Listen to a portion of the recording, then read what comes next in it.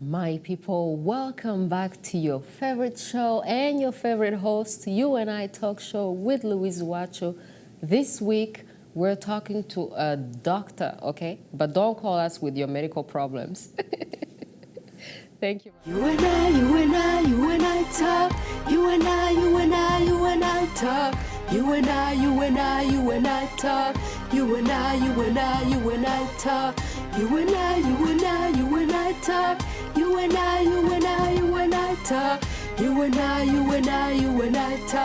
U&I talk. Louise UWACU, Imana, and UWACU Productions. All right, my people, welcome to another great episode. Dr. Gurdeep PARHAR. Am I saying it right? That's perfect. Gurdeep PARHAR. Yeah. All right, nice. So you're an executive associate dean, and you're with the UBC. You even have the little medallion. Yeah, the pin. I'm Yeah. faculty of medicine at UBC. Yeah. So you're a real doctor. A real doctor. I can start talking to you about my, I don't know if you want to take my medical advice, but you could talk. You could talk to me about medical stuff. Yeah. When people see doctors, do they automatically start telling you, oh, my back the other day? Absolutely. Yeah. It's hard to go to parties. I usually tell people I'm a mechanic or a plumber. I have much more fun. Can you imagine all day long dealing with medical problems than dealing with them in the evening? Yeah. And then there's all the confidentiality stuff. I probably shouldn't be hearing their problems. Like, I really don't want to see your rash right now, right? People will try to show you. Yeah, people will still try. Yeah. No break off, none. Yeah, that's exactly it. And then do people expect for you to be perfect? I think that because health is so important, I think people expect you not to make a mistake. So you're right. I think there is a certain amount of perfection, but I won't admit this to a lot of people, but we're human too, which means that we can make mistakes. And so you're right. I think there are times when people expect you never to make a mistake. Mm-hmm. And how did you enter the medical profession? Is this a thing where your parents was like, you're going to become a doctor, or did you choose it? It's a great question. So no, my parents didn't actually force me into it. Dad was an engineer and mom worked in a fish packing plant. No, they sort of said, do what makes you happy. And my goal was actually, and try not to laugh, I was wanting to be an astronaut. So I was wanting to be the first Sikh in space. That was I had a song made up and everything, and that was my goal, was to be an astronaut. And it just, first of all, I wasn't very fit. So you can't be an astronaut unless you're perfectly fit. So, so exercise seemed like too much trouble. Mm-hmm. And so, but no, so there was the whole fitness and exercise bit. But the other part was that as I was going through my training, I realized that I really enjoyed working with people, and I enjoyed science. And this was a way to sort of combine caring and also the craving for science. Mm-hmm. So sort of linked into medicine that way. Nice. But what about like the blood thing, like seeing blood and seeing sick people? Or do you not get disgusted or afraid? That's, in the beginning, I think probably a little bit. And, in our class, in our medical school class, there's always someone who gets a little bit nauseous the first time they see blood or first time they're in the operating room. And you see it on TV sometimes where the student kind of collapses. That happens. But for most of us, you sort of get used to it. You get used to it. But there's always the one or two things that each of us still get grossed out by. So you want to know what mine is? Yeah. Green mucus. I cannot handle green mucus. I can handle anything else, but green mucus still bothers me. I don't even know what it is, but it sounds bad already. And then when I make the sounds, it'll make you even worse. But there's certain things that for some people still trigger it. Some people it'll be earwax. Some people it will be blood. So even though we get used to it, there's still be something that makes you a little bit uncomfortable. So yeah, I don't think you ever get totally used to it.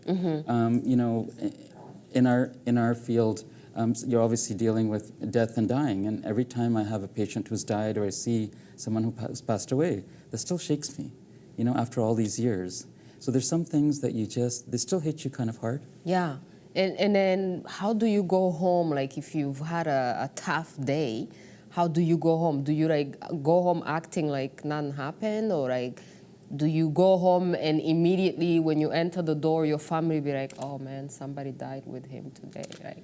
Yeah, so you're right. I think there's always that balance. If something significant like death didn't shake you or didn't upset you, I don't know if you should be a doctor anymore, right? Then I think you become too cold, you become too callous. But at the same time, if one person dying means that I can't function the rest of that day, or I can't go home and be a partner or take care of my kids, then that's not either. That's not right either. So I think there's got to be a balance. I think it has to hit you, but you can't sort of collapse with it. Yeah. Right. So much like being on television, there is a little bit of a performance there, you know, and that's what we call professionalism. Right. That's the professional part. Yeah. You know, if I go from room to room, in one room I might be dealing with something as serious as death or cancer or depression. But then the next person I see doesn't know what I dealt with in the last room, and they're still expecting you to be confident and happy and able to help them. Yeah. So sometimes even going from room to room, not just coming home, Yeah. room to room, you have to make sure that you're giving your best. Yeah, and then people always think that if you're seeing me, I'm the only person you're seeing. You're my doctor. You're not even treating anybody else. Absolutely. They think that this is it, the entire world is here. But, you know, I have to see 20, 30 patients in a day, right? Yeah. Oh, wow. 20, 30 patients in a day. Right. And so you never get sick, I suppose? Oh, no, I'm not superhuman. I wish I was, but I do get a regular flu shot, so that helps. But washing hands, wash my hands go dry because I wash them so much. But there are ways to prevent getting infection from patients and from each other. And more importantly, we don't want to give infections to patients, right? If I'm sick, I need to be at home and resting. The last thing you want is the doctor to give you something. That's right, yeah. All right, we're going to take a short break and then come back and keep talking more about this.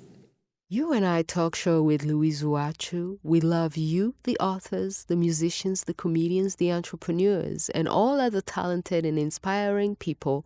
Please contact info@uwacu.com to be a guest on the show. All right, my people, thank you so much. Welcome back to the show. Today you have a doctor, but he's not treating you, he's treating us. He's treating you and I. That's a neat way to say it. Yeah. So then how are you involved with the UBC, and why UBC? Did you choose it? Did they choose you? How? So in British Columbia, in this province, we basically have one medical program. It's called the UBC Faculty of Medicine, and we have campuses throughout the province. So it's a large number of the students are here in Vancouver, but there's students in Victoria and Prince George and Kelowna. So it's one. So there isn't another medical school in the province. So that's one thing, is that all of them are sort of linked together, and we have students in small communities and residents in small communities around the province. So in BC, if you're wanting to teach medical students and physiotherapists and others, there's basically one university that does that. So that wasn't much of an option. Some provinces have more than one. So, yes. Nice. Well, I'm sure they're still very lucky to have you. So then, how do you go from that to being a speaker? Because you're speaking, you will be soon speaking at the TEDx Vancouver event. Yes. How did that happen?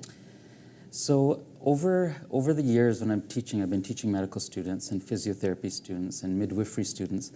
And it's interesting, so I teach a lot on professionalism, and I teach on social determinants of health, which means what makes people sick, not that's in your body, but things on the outside, like how educated you are, how poor you are, you know, those types of things. So that's what I normally teach in. Then I started getting calls and invitations to speak about culture. So, and well-meaning. So and you will be speaking about culture. that's exactly the topic. Yeah. And so people would say, you know, come and speak to our group of neurologists, or to our group of occupational therapists. We need to learn about culture. And so I started giving these talks on culture. And what I realized after years of doing this was, I'm not sure if what I'm doing is right. And what was really funny was, why am I an expert on culture? and my partner, who actually studies this area, sociology and education, and she'll say, we'll look at each other, and she says, you know why you've been called to talk about culture? And I look at her and I said, it's because I'm brown, right? And she says, yes, it's because you're brown. You're expected to be an expert on culture. I'm a medical doctor. I didn't study culture, right? I grew up in northern BC, and almost near Alaska. And so I grew up in the snow. I've been here in this country since I was a year old. So I grew up in the snow and ice hockey and Bryan Adams. What do I know about culture, right? And so it was interesting. Then I thought about, what do we do with that word? And is that even a concept that we should be teaching? So the topic of my TEDxStanleyPark presentation is to talk about culture. And I'm bold enough to say I think culture should be banned. Now that is where like things will be spicy. Yes. I know how a lot of TEDx are always inspiring talks, right? So this is where it gets spicy. Which culture should be banned? And that's exactly it. So even the word culture, before I answer your question, when I say the word culture, what immediately goes through our minds, right? And it's interesting, you use the word spicy. So what goes through our minds? Spicy food, exotic music, different religions, right? Different clothing, right? And music, different types of music. So even the word culture is already misunderstood. My students, when they're seeing a patient in the emergency room or in a doctor's office, and they come back and said, I'm not sure I understood this patient's problems. And I'll say, why? There's a cultural barrier. What does a cultural barrier mean? No, they have a language barrier, right? Is it really a cultural barrier? What do you mean by culture? So one of the reasons I think the word should be banned is I think we misunderstand each other when we're using the word culture. And so are we really talking about culture? So I did an experiment just on myself for about a month. I said, I'm not going to use the word culture. So, I was teaching a session on should we or shouldn't we be shaking hands, you know? And so, as you know, everybody, it's a common convention to shake hands. But then you're also passing infections and stuff. And somebody said, well, maybe it's not, somebody's culture doesn't allow them to do that. I said, what do you really mean? Well, no, because their religious beliefs don't allow them to do it. I said, okay, well, say religion.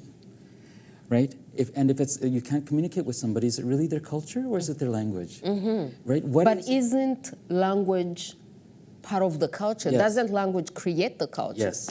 But when you say the word culture, you're saying as if everything's different about me and you. And I'm going to suggest that I think the word itself is misunderstood. And there's different types of culture. So we're in Vancouver, we have a hockey culture, right?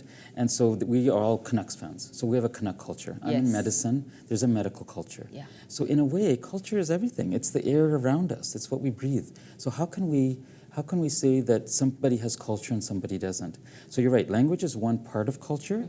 But by using the word culture, you're not telling me what specifically you're addressing, what you're talking about.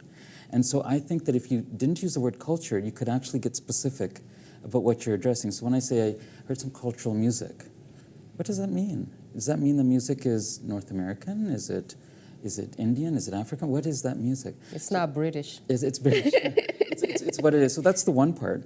The second part is that when we say culture and we teach culture, like I'm guilty of doing all these years, I also think we force stereotypes. So what I realized I was doing when I was teaching about culture is I would say when somebody comes from this part of the world or they belong to this religious group, you can expect this, this, and this. That may not be true. And all I've done is I've forced those stereotypes and our understanding of the stereotypes on people.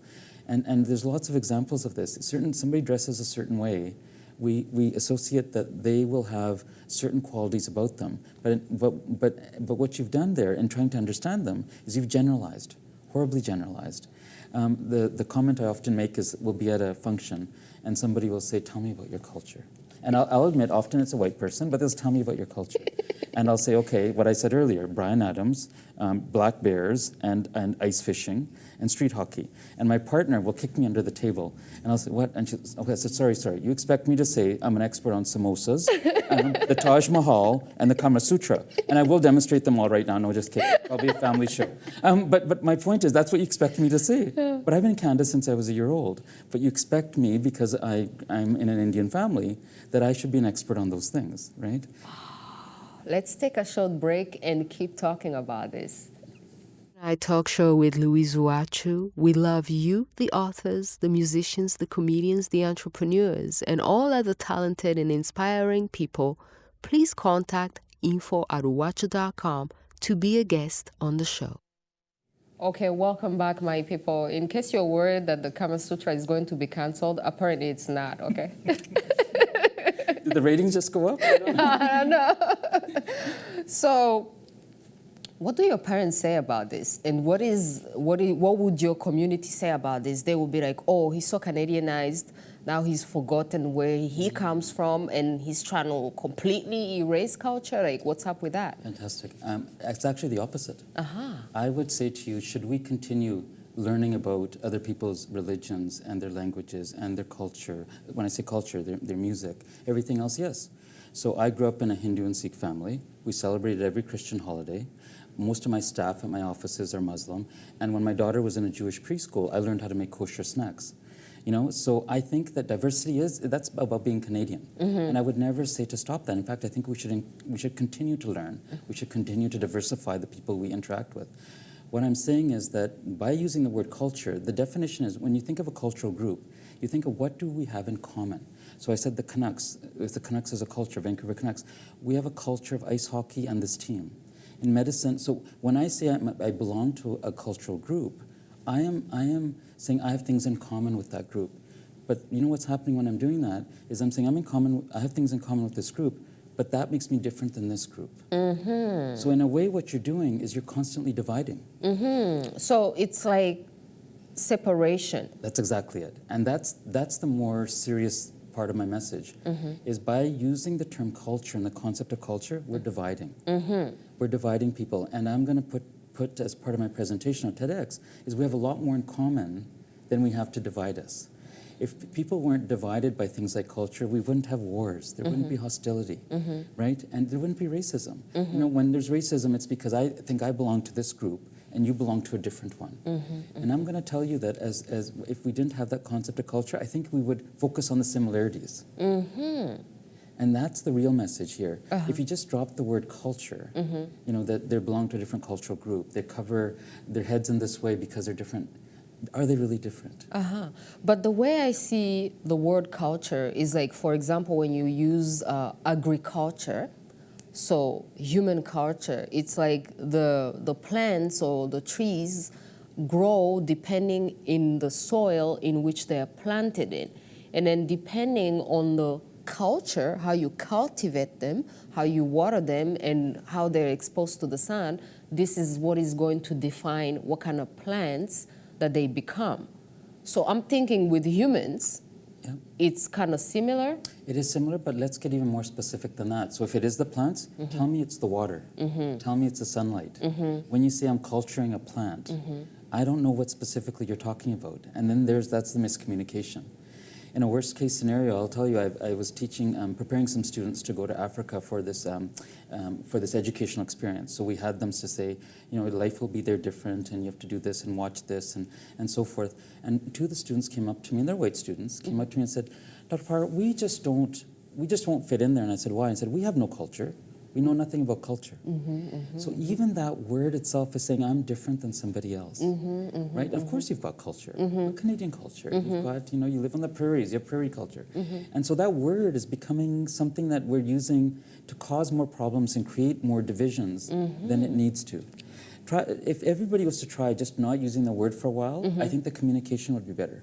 I agree with what you said. I think the plants and other things thrive in a culture, just like humans can thrive in certain religious groups. They can thrive with certain music, thrive with a certain types of food. And I would say continue doing that, but be clear what you're talking about. Or maybe you're saying this because this is your culture. You've been cultivated in the Canadian society, which cultivates the diversity and the kind of openness. And maybe the reason why you're saying this is because that is your culture. Yeah, I think that's a very insightful comment. Is we have been so open, right? We have said we will welcome this, and like I just said, I've learned about all these religions. I enjoy different types of food. I enjoy different types of music. So this environment has allowed me to do that. But I think when I'm saying to you, I enjoy, for example, same thing, Indian culture. You don't really know what I'm talking about. Am I talking about the dress? Am I talking about a temple or a mosque? And I think all I'm asking is that we look at what we're specifically talking about. The culture, that word in itself is really misunderstood. Yeah. And in fact, it divides us. Yeah. I mean, it's very hard because even as you're telling it to me right now, I kind of realize how people just throw the word out there, but they may be meaning something else. But it's just like a general word that they're now just throwing it out there, right? Absolutely, and I think that's where the misunderstandings come. As in my medical practice, I'll have patients where I have to give them a medicine. They have to take it 3 times a day. And I'll say to the patient, and I'll think, oh yeah, this patient belongs to this group, and I know they're fasting right now. So because of their culture, because I think they belong to this cultural group, I'll say, don't take this breakfast, lunch, and dinner. Take it when the sun sets at 3 in the morning and at 6 in the morning. And the patient will say, why? And I'll say, well, that's because you belong to this cultural group. And what I'm really meaning is, I think you have this religious belief, right? And the person will say, no, I don't. And I don't understand why you now are asking me to take my medicine in this funny way. Yeah. But that just goes back to the misunderstandings. Yeah, I mean, it's funny. First, you want to respect people's cultures, and you think you're respecting them, and then they may get offended, like, why are you singling me out? Okay, we're going to take a short break and come back and keep talking about this. U&I Talk Show with Louise UWACU. We love you, the authors, the musicians, the comedians, the entrepreneurs, and all other talented and inspiring people. Please contact info@uwacu.com to be a guest on the show. All right, my people, we're talking about culture, especially with a medical expert. So what do you suggest? I suggest that we not use the term culture. I think that we should continue, as you said earlier, we should continue learning about all the differences that people have in, like I said, music and clothing and diet and all those things. I think that's important, because that's just what we do as human beings, especially in Canada. But I think that we shouldn't think of culture as an all-encompassing concept that divides us. Because what it does then is it sort of says, I belong to this group, and because I belong to this group, I don't belong to your group. And that's the problem. You know, if we actually focused on the similarities, that would be what would make, I think, society a better place. You know, you talked about blood and so forth. I'll tell you, in operating rooms, when we're inside patients, they're all the same. They're all the same. There aren't that many differences. The differences are on the outside. Yeah, actually, this will be a great time to resolve the racist issues. So everybody has the same blood. Yes. Just double checking, because I haven't opened up everybody. But I'm thinking you've seen everybody. Similar, yes. Yeah. What are the differences between humans, like on a biological level? Probably, I mean, there's obviously on some genetic level, and types of blood can be different, but you couldn't tell me that this person, because they come from this part of the world, their blood is any different, right? And I think that that's the important thing to remember here, is that there are more similarities than differences. And I think it would solve a lot of the world's conflicts, the racism people are exposed to, all those types of things, if we actually thought about the similarities. By the concept of culture, if you think about it, it's actually, you associate yourself with a group. But by associating yourself with a group, you're saying, I'm different than this group. So inherent in that thinking is a difference. And I think that's the challenge with the term culture. But isn't there some sort of protection from the group and some sort of pride, you know, the tribal pride and national pride, you know, like this is us, you know. So what do you do with that? So there is some benign types of culture which aren't a problem. So I'm a Vancouver Canuck fan, somebody's a Calgary fan. We like hockey here, and then in other parts of the world it's cricket, or in the US it's baseball and football. You know, that's kind of benign. I think we say, okay, that kind of competition is, but where does that end? Where is that line when people don't stop? And we've had, in history, there have been a lot of atrocities because people will say, I am the better group. I belong to this group and we're better. You're right. I think there is a common history where people have suffered together and you want to associate. That's not a problem. But what I'm saying is, that's okay, but do we need to continue being separate and different? And that's the thing. I'm saying that for a more unified world, we need to not be thinking of different cultures. But you're saying this in English. Well, how is it that you're saying this in English, you know, to a person who's coming from another culture, who speaks another language? They'll be like, oh, you know, that's British. What are they talking about? And what about the fact that English and the British culture and language is everywhere in the rest of the world? Why not an Indian language? Yes, so that has to do more with, you know, which languages got sort of spread around the world and around colonialism and all that type of thing. And I agree with you, that in itself is a challenge. Why is it English and why is it another language? You know, my sons are learning French in school right now. My daughter chose to learn Spanish. She said, I don't want to, you know, so you have the freedom to speak, you know, and learn different languages. So I agree with you. I think even which is the most common language has maybe been part of our history. Some of it's positive and maybe some is not so positive. Because a lot of places picked up this language not by choice. Right. So what do they do? Well, for now, because they have to communicate, they probably have to function with some sort of language. But you're right. If, for example, Mandarin and Cantonese becomes the language that more of the people speak, and if I have to do my work and I want to reach a larger population, maybe I do need to learn Mandarin or Cantonese or Spanish or another language. So I think that that's important, but that's one bit of culture. That's not in the entire cultural spectrum. When we use the word culture, we're mixing up a lot of other things in that. Language is one bit, and I agree. I think the more languages you learn, the better off you'll be. You'll be a better communicator. You get your message to more people. But what about the fact that diversity kind of enriches? I'm speaking like Africa is the most diverse continent. Right. You have people of all kinds of colors, all kinds of music, all kinds of dances, even though they're all black, but they're all so different, west, east, south, and they all distinguish themselves by their dance. This is our dance, and then so if everybody showcases their dance and their language, it kind of, you know, like you have many types of flowers. Yes. You don't have just one type of flower in nature, right? Yes. So why should you have just one type of human, you know? Yeah, and you shouldn't. I think what you said is absolutely right. I think that all the different groups, say in Africa, that have their own music and their own dress, I think continue that, celebrate that. But don't say that that's a cultural difference, right? That's a music difference, that's a dress difference, might even be a religious difference. But know what you're saying. So if I was to say one part of Africa has an entirely different culture than this group, I would suggest to you they're not going to be completely different. There will be parts of them that are different, and yes, continue, let those flourish, let those be unique. I'm not saying that we need to meld into one, everybody has to have the same music or everybody has to have the same language. I think those differences are fine, but not at a cultural level, individually at languages and religions and so forth. And even using the term culture by saying there's one cultural group in Africa, then there's another one, implies they have nothing in common. And I'm going to suggest to you they have a lot more in common than they do that's different. Yes, they actually, it's the same culture, just spread in same, or even same language, but just different tones or different ways of adapting depending on geography. And absolutely, and if you think about our families, if you just think of parents, which parents don't want their children to do well? Who doesn't want their child to find the right partner?